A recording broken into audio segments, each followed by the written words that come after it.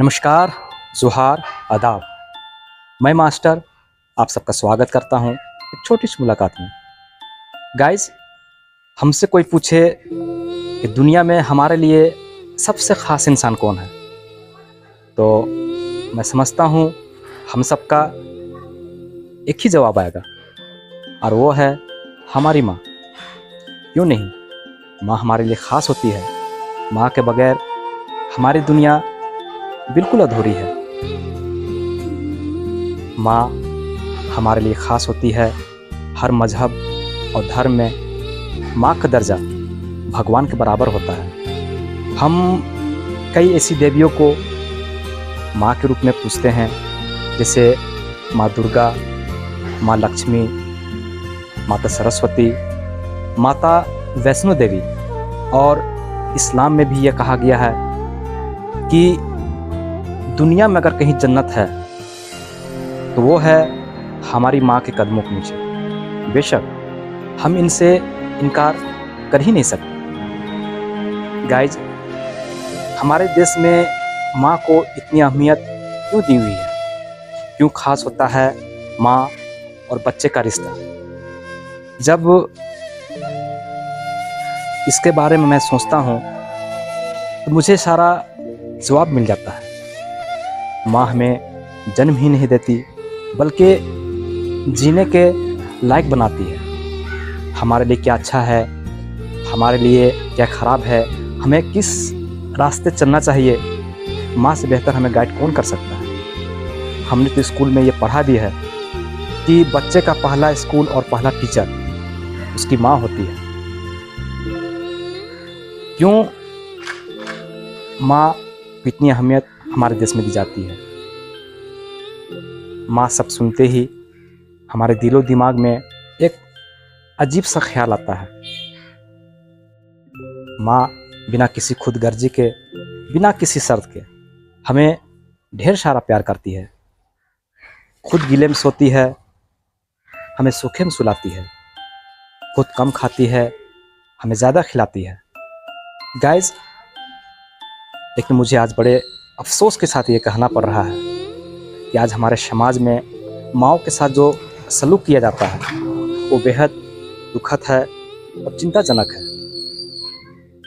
हमारे कई बच्चे घर में, या बहुत से ऐसे बच्चे होते हैं जो अपनी माँ को घर पे रिस्पॉन्स ही नहीं देते। जब माँ उसे बाज़ार जाने को कहे तो इस बात को टाल के मना कर देते हैं कि हमारे पास वक्त नहीं है, मुझे मोबाइल देखना है, मुझे ये करना है, वो करना है, दिस और डैट।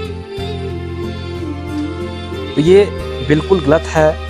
हमें अपने बच्चों को सिखाना चाहिए, क्योंकि हमारे बच्चे स्कूल में पढ़ते हैं, उन्हें अच्छी आदतों की हमें बताना चाहिए क्या सही है और क्या गलत है। कई लोगों को हमने देखा है और सुना भी है, सोशल मीडिया पे कभी कभी हम लोग देखते भी हैं।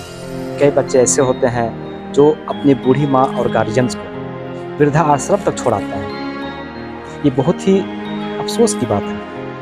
वो वृद्धा आश्रम छोड़ आते हैं ये कहकर कि आज हमारे पास वक्त नहीं है, हमें ऑफिस जाना पड़ता है, हमारे पास ढेर सारा काम रहता है, हमारी माँ वृद्धा आश्रम में रहेगी तो शायद उनका वहाँ पे देखभाल हो पाएगा। लेकिन हम सब गलत हैं, रॉन्ग हैं। जब हम अपने बारे में सोचें, जब हम सब की पैदाइश हुई थी तो उस वक्त हमारे गार्जियंस, हमारी माँ यंग थे, उन्हें भी ऑफिस जाना रहता था, उन्हें भी घर में ढेर सारा काम रहता था, उन्हें भी बाहर काम करने के लिए जाना पड़ता था।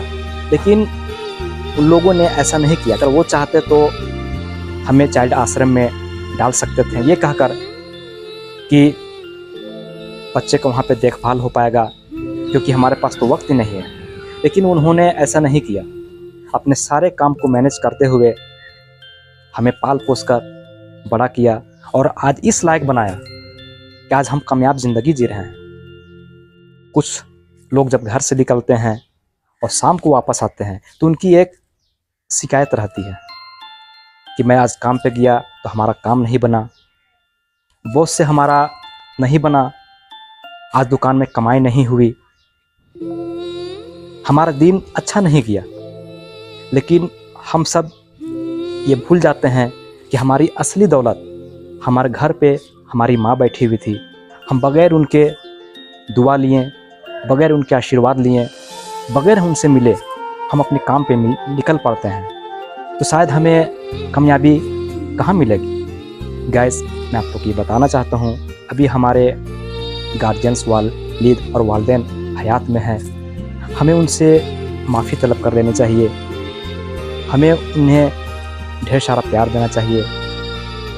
जब भी हम घर से बाहर निकले उनकी इजाज़त लेकर ही निकले, दुआ सलाम दुआएं आशीर्वाद लेकर ही निकलें, तभी हमारा बिगड़ा हुआ काम बनेगा। फिर देखिए हमारा काम बनता है कि नहीं बनता है। तो गाइस, मैं आप लोग ये बताना चाहता हूँ, आप जब भी घर से बाहर निकलो अपने वालिद से, अपने वालिदैन से, अपनी माँ से सलाम दुआ करके निकलो, उनसे आशीर्वाद देकर निकलो। फिर देखो आपको कामयाबी मिलती है कि नहीं मिलती है। इंशाअल्लाह आपको कामयाबी मिलेगी। तो वक्त की कमी की वजह से गाइस अब मैं विदा लेना चाहता हूँ। नेक्स्ट वीडियो क्लिप में मैं फिर मिलूँगा। तब तक लिए नमस्कार, जोहार, आदाब, बेस्ट ऑफ लक।